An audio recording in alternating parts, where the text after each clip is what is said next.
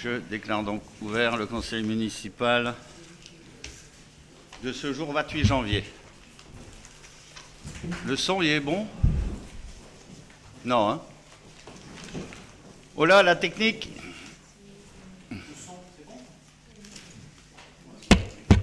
Ah ben maintenant, oui. Bien. Avant tout, vous voyez que l'Assemblée est disséminée. J'ai l'impression qu'on est en grippe, en gastro, pas en repas gastronomique. Bien, avant de commencer ce conseil municipal, je tiens sincèrement à remercier Nadja, ici, mon dino, qui, comme vous le savez sûrement, nous quitte pour aller rejoindre la ville, la mairie de Marly, les Valenciennes. Elle intègrera ses nouvelles missions, dès lundi prochain. C'est donc pour elle ce soir son dernier conseil, voilà, avec énormément d'émotion. Nadja donc est arrivée, très bref, raccourci, est arrivée dans notre collectivité un 1er mai. C'est le comble d'un fonctionnaire. Le 1er mai 2013. Et depuis 2014, c'est avec énormément de professionnalisme et de rigueur qu'elle travaille, non seulement auprès de Guillaume, directeur général de service, mais aussi avec tout l'ensemble de ses collègues et du conseil municipal. Et elle prépare notamment tout ce qui nous permet de nous réunir aujourd'hui, tout le travail de préparation et ensuite de clôture des conseils municipaux. Voilà. Nadja, je voulais te souhaiter, mais j'aurai l'occasion de te faire une baisse de main, de la part de l'ensemble de la municipalité, bon vent, bonne continuation dans ton déroulement de carrière. Et crois-moi que c'est une fierté pour nous d'avoir une personne qui a travaillé à Vieux-Condé, qui fait un déroulement de carrière dans une commune amie et une commune voisine. Voilà, merci, ça mérite des applaudissements. Merci bien.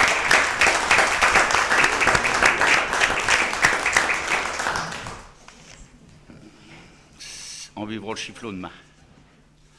Ensuite, je ne vais pas dire rideaux parce que vous allez croire que c'est fini. Vous avez vu, il y a des nouveaux rideaux qui ont été installés dans la salle des mariages.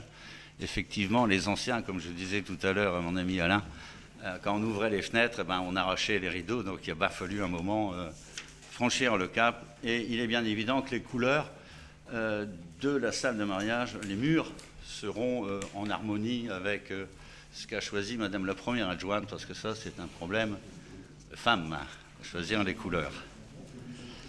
À l'inverse de chez moi, les barres de rideaux ne sont pas provisoires. Voilà, quelquefois, il y a du provisoire qui dure longtemps. Bien, ceci étant dit, avant d'ouvrir la séance, malheureusement, j'adresserai mes condoléances à Madame Monnier-Valérie, qui a perdu son petit-fils. Passons sur les conditions, ainsi que mes félicitations à M. Sylvain Lecoq et Mme Aurélie Vanhoff pour la naissance de leur enfant, qui n'ont pas eu ensemble, c'est deux familles bien séparées. Ensuite, dans le déroulé, nous allons passer, pour ouvrir la séance, nous allons tout d'abord procéder à la désignation d'un secrétaire de séance. Je propose, parce que c'est son anniversaire samedi, Monsieur David Bustin. Et ce soir, après le conseil municipal, le verre de l'amitié sera payé par... Voilà. Y a-t-il d'autres candidats que M. David Bustin? Non. Eh bien, bon anniversaire. Monsieur le DGS, voulez-vous procéder à l'appel avec des grippes et des gastros qui nous chauffent? Monsieur le maire. Monsieur Guy Bustin. Il est présent. Madame Caroline Di Cristina. Présente. Monsieur David Bustin. Présent. Bon anniversaire. Madame Nadine Fontaine, absente. Monsieur Hervé Tourbet. Madame Fabienne Delcourt. Présente. Madame Louisette Maximovic. Présente. Monsieur Didier Simon, absent. Procuration Monsieur Serge Forte. Madame Ghislaine Salingue. Présente. Monsieur Jean-François Smith, absent. Procuration Madame Caroline Di Cristina. Madame Adeline Ludwig, absente. Procuration Monsieur Joël Sider. Monsieur Joël Sider. Madame Isabelle Kowalski, absente. Procuration Madame Ghislaine Salingue. Monsieur Serge Forte. Présent. Madame Julia Boucla. Présente. Monsieur Jean-Luc Houbard. Madame Émilie Tourbet, Absente. Procuration à M. Hervé Tourbet. M. Bernard Liégeois. Madame Nathalie Saudoyer. Monsieur Richard Simagnac, absent. Procuration à Monsieur Guy Bustin. Oui. Madame Josette Marlot, absente. Procuration à Madame Louisette Maximovic. Monsieur Tadé Maximovic. Madame Sylvie Wachoviak. Monsieur Éric Philomètre. Madame Laura Kiestienne. Monsieur Serge Van der Hoven. Madame Thérèse Trottin, absente. Procuration à Madame Valérie Trelka-Chouan. Monsieur Alain Mixte. Présent. Madame Valérie Trelka-Chouan. Monsieur Franck Haga. Présent. Madame Annie-France Brunet, absente. Procuration à Monsieur Alain Mixte. Monsieur Michel Bedin. Retard, je note. Madame Corinne Solini, absente. Procuration à Monsieur Serge Van der Hoven. Donc, le quorum est atteint. Bien, le quorum étant atteint. Avez-vous des remarques concernant le dernier compte-rendu de l'année passée, du 9 décembre? Madame.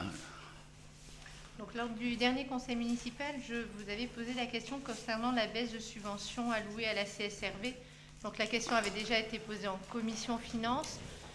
Je n'avais pas eu de réponse. Je voulais reposer en conseil municipal et vous deviez revenir vers moi pour m'apporter une réponse, mais je n'ai toujours pas eu de réponse. Donc, la subvention est passée de 28 000 à 18 000 euros. Écoutez, je vous prie de bien vouloir excuser, c'est de ma faute, c'est de notre faute. Qui est en mesure d'apporter les réponses? Service. Pour le budget 2014, leur bilan 2014. Parce qu'apparemment, il y avait des recettes complémentaires aussi sur le bilan 2014. Ah, c'est vrai, je me souviens. C'est Monsieur Lemoine qui était... C'est ça? C'est un ajustement aussi avec le bilan 2014. Alors, c'est un début de réponse. Hein. Alors, non, c'est un début de réponse. Non, je suis conscient qu'il y a eu une omission de notre part, il faut le reconnaître. Mais à mon avis, c'est Monsieur Benjamin Lemoine qui était venu, c'est ça? Il y avait un problème, Monsieur Haga doit être au courant, en 2014-2015, mais je ne suis pas certain de la réponse. Je préfère qu'on revoie ça et je vous promets que ça va être fait dans les plus brefs délais. Dès la semaine prochaine, ce sera fait. Hein. Très bien. Mais je crois que c'est ça. Y a-t-il d'autres observations sur ce compte-rendu? Non? Donc, Madame, on prend acte de votre remarque à juste titre. Bien, donc vous allez trouver sur table un plan ajouté à la délibération qui se trouve page 47. C'est simplement pour éclaircir un peu le sujet.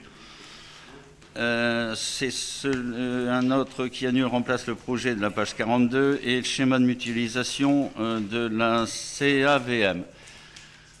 Autrement dit, de l'agglo. Hein. Donc, il y aura une annule aussi qui est faite, mais Madame Caroline Di Cristina vous l'expliquera sur une délib de filière concernant la filière culturelle. Alors, en ce qui concerne ce que vous avez sur table, il y a de nombreuses pages. J'ai jugé utile de façon à apporter un éclairage complet sur le schéma de mutualisation de l'agglo qui a été discuté, je dirais, ancienne version agglo, nouvelle version agglo, nouveau président agglo. Lundi soir, pour l'information générale du public, de l'Honorable Assemblée et nous-mêmes, c'est que lundi, il y a une réunion exceptionnelle encore, lundi à 18h, pour revoter 72, je crois. C'est ça, David ? 72 nouveaux délégués qui seront les mêmes. Voilà, donc on va s'amuser à voter. Donc, j'ai jugé utile pour la compréhension du schéma de mutualisation que les fiches, on peut appeler ça fiches techniques, fiches thématiques, hein, vous soient mises sur table. Donc, vous voyez, recto, verso. Au recto, vous avez l'explication, le pourquoi de cette demande, et derrière, vous avez vraiment la fiche thématique détaillée avec les différents pilotes, les personnes pilotes de ces, de ces thématiques. Hein. Déjà ce matin, nous avons commencé à avoir une première réunion. C'est un outil qui, à mon avis, est un diesel, mais quand il va se mettre en route, ça va aller très vite. Déjà ce matin, pour vous donner un ordre d'idée, on a eu une réunion sur le PLUI. Ils sont en train de faire, les techniciens pilotes de ces dossiers sont en train de faire le tour des 35 communes de façon à faire des états de rapprochement entre ce que nous avons, ce qu'eux possèdent, ce qu'on envisage pour l'avenir, de façon de mettre tout ça sous forme, j'appelle ça un millefeuille, mettre les informations les unes au-dessus des autres, pour sortir un état de rapprochement qui siera à tout le monde, enfin je l'espère, nous l'espérons, de manière à vraiment rentrer dans le vif du sujet. Et ça, ce n'est qu'un exemple parmi 23. Hein, c'est 23 thématiques qui ont été retenues. Vous les avez sur table, je suppose que tout le monde est au courant parce qu'on en a déjà discuté. Pour ceux qui ont assisté à l'agglo de Valenciennes aux différentes réunions, il y en a eu des tonnes et des tonnes. Avez-vous des questions à poser? Ou souhaitez-vous que, compte tenu que le document vient de vous arriver sur table, que l'on remette ça après, mais on peut déjà en débattre, qu'on remette ça après lors d'une... Monsieur Van der Hoeven. Oui, monsieur le maire.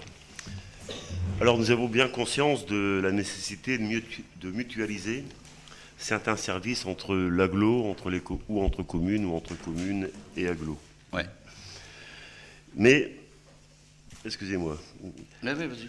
D'après ce que j'ai pu lire dans le rapport, l'année 2015 a permis d'élaborer un schéma de mutualisation dans lequel 23 sujets cibles ont été retenus sur les 60 initialement recensés. Ouais, il y en avait 60, mais le cœur, c'était 40. Dans cette délibération, il est noté que parmi les 23 sujets retenus, il est demandé à chaque commune de participer à tout ou partie en fonction des priorités communales. Ouais. Les 23 sujets sont d'importance et à notre avis, il aurait été souhaitable de mettre en œuvre une commission de travail communale afin d'en discuter point par point, d'autant que notre réponse est attendue avant le 23 mars, d'après cette délibération. Donc, pourquoi aujourd'hui une telle précipitation sur ce rapport qui est mis aux voix aujourd'hui, d'autant que certains sujets méritent vraiment des éclaircissements. Il me paraît donc important, peut-être que c'est le sens de votre question que vous venez de poser, de reporter cette délibération et de mettre en place peut-être une commission afin d'en discuter. Car si certains sujets sont évidents, d'autres méritent vraiment réflexion de notre part. Bien sûr. Voilà. Oui, oui. Non, Donc, si on peut reporter cette délibération, pour nous c'est parfait. Ce sera intéressant de mettre une commission en œuvre pour en discuter. Les commissions en œuvre, non, je ne suis pas pour, parce que les commissions sont déjà existantes. Prenons un exemple. Prenons une commission. Si c'est une commission, par exemple, je dis n'importe quoi, qui touche le sport, il y a déjà une commission de sport, quelque chose qui pourrait avoir des ricochets sur les travaux. Il y a la commission des travaux. Donc les commissions ad hoc, le cœur est déjà là. Mais que les commissions se réunissent avant le vote du budget qui aura lieu fin mars, d'après ce que j'ai compris. Oui, c'est pour ça que je disais, pour la transparence du débat, il était préférable que chacun ait ce schéma de mutualisation.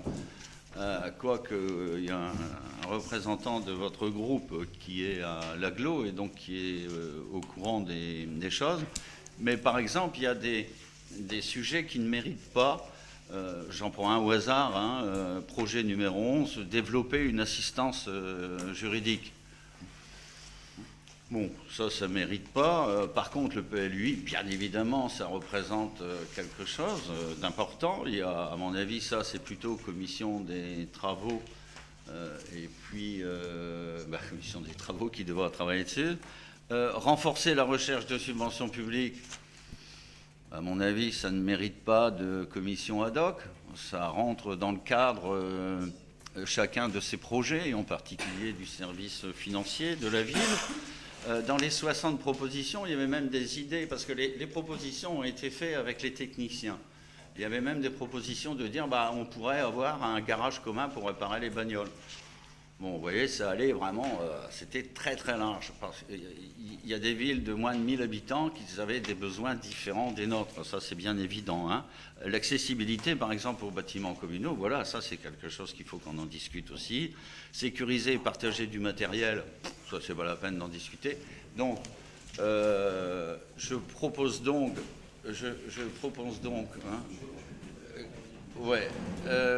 Monsieur David Bustin.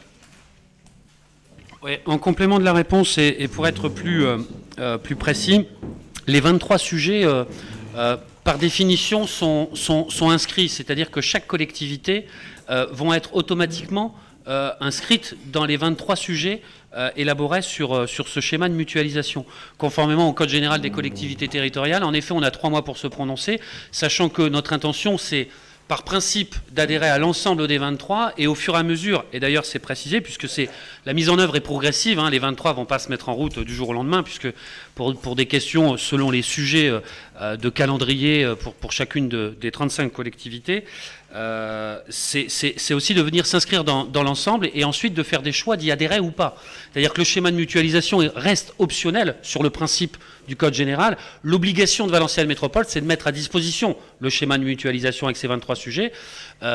J'ai envie de dire que par défaut, la logique serait que les 35 communes adhèrent aux 23 sujets et ensuite, selon les avancées et le développement auprès de Valenciennes Métropole et l'intérêt porté, parce qu'aujourd'hui ce sont des sujets mais qui vont être travaillés sur le fond, tant au niveau de la ville qu'au niveau des 35 et au niveau de l'agglo, on viendra ou pas s'inscrire selon l'intérêt économique, matériel, moyens humains, etc., au fur et à mesure des avancées.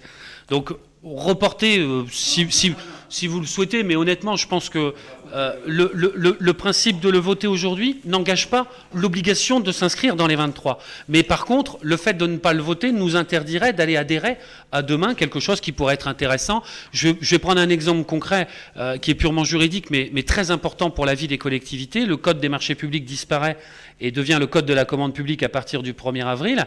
Le CNFPT a fait une formation à l'ENTE de Valenciennes qui a créé une légère panique au niveau des 35 communes, au niveau des... Là, je parle des cadres, hein, de l'encadrement juridique des collectivités. On a demandé, quand je dis on, c'est Ville de Vieux-Condé, la possibilité, et je crois que c'est le projet numéro 7, d'organiser une formation spécifique pour l'ensemble des juristes, direction des affaires juridiques, etc., dans chacune des communes, pour venir s'inscrire sur des cours spécifiques donnés aux 35 collectivités avec les différentes tailles et les différents seuils du nouveau Code de la commande publique. Donc voilà un exemple concret qui va s'actionner assez rapidement, et si on ne délibère pas, on pourrait le louper. Donc je crois que c'est le 7 de mémoire, c'est le projet numéro 7. Mais donc voilà, le principe c'est de dire que si on s'inscrit aujourd'hui, c'est s'inscrire dans les 23 sujets par principe, sachant qu'après, on ira ou on n'ira pas dans tel ou tel sujet. Il n'y a pas d'obligation d'adhérer. Mais par contre, il y a une intention. C'est un peu le principe d'un accord cadre. Si on n'a pas l'intention d'y aller, on ne pourra pas y revenir après. C'est-à-dire que si on laisse passer le train et qu'il a une valeur économique, par exemple, bah, malheureusement, on se retrouvera tout seul. C'est un peu... Mais je n'ai pas demandé, préciser. monsieur le maire, de ne pas adhérer. Pas du tout. Oui, c'est pour ça. Je dis que c'est un sujet vraiment d'importance. Oui, oui. De plus, vous l'avez bien compris, puisque vous nous remettez ce document aujourd'hui sur table. Non, mais Comment je le mets. voulez-vous Alors, qu'aujourd'hui, pourquoi examine mais non, mais ça, j'ai bien compris. Pourquoi je le mets aujourd'hui? Parce que j'ai cru que dans votre groupe, votre représentant, vous avez remis le document. Non, monsieur, arrêtez. Ah ben moi, je l'ai fait, c'est pour ça. Dites, Non, mais c'est une délibération du 23 décembre. De l'agglo, hein, de l'agglo. Nous sommes le 28 janvier. Alors, non mais donc on a le temps, on a le temps on a le temps. Aujourd'hui, Aujourd'hui, ce que je demande simplement, comme l'a expliqué M. Bustin, ce que je demande aujourd'hui, c'est que nous donnons un avis favorable à l'adhésion à cette mutualisation, tout en sachant que les 23 propositions, c'est un menu, c'est le menu complet. Après, on pourra choisir de manière thématique à la carte les options que nous souhaiterions. Donc, on vote aujourd'hui le principe d'adhésion à ces 23 fiches projets, sans pour autant dire qu'on en adhère aux 23. C'est à la carte. Là, on a un menu complet. Après, on va choisir, si je puis me permettre, l'entrée, la consistance, et ainsi de suite. D'accord? Monsieur Agar.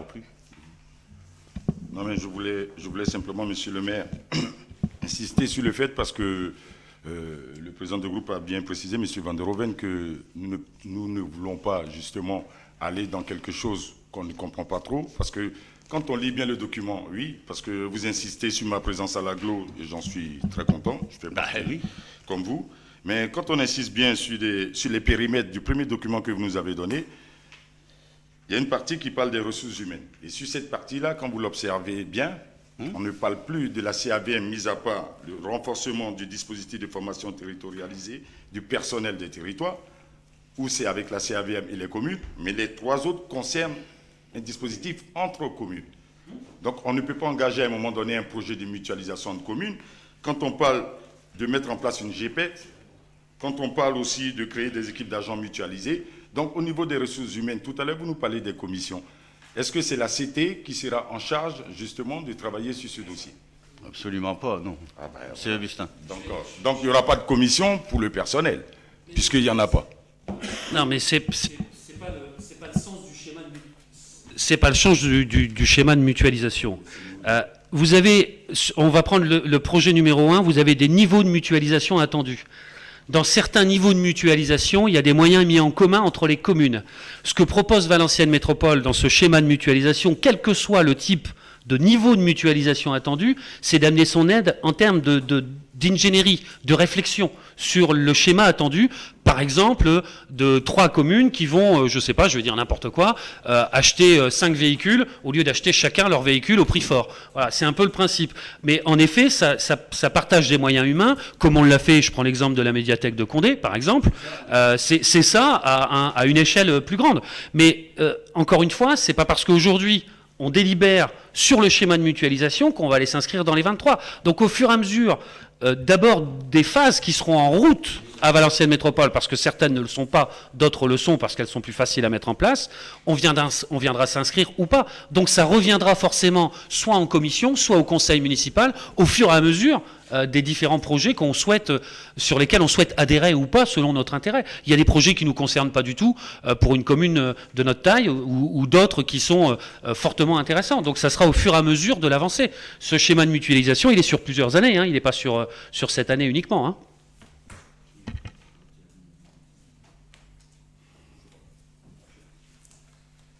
Bien, donc on va, si vous le voulez, s'il n'y a plus d'autres questions, excusez-moi. S'il n'y a plus d'autres questions, donc on va passer au vote sur le principe d'adhésion comme nous demande l'agglo de Valenciennes.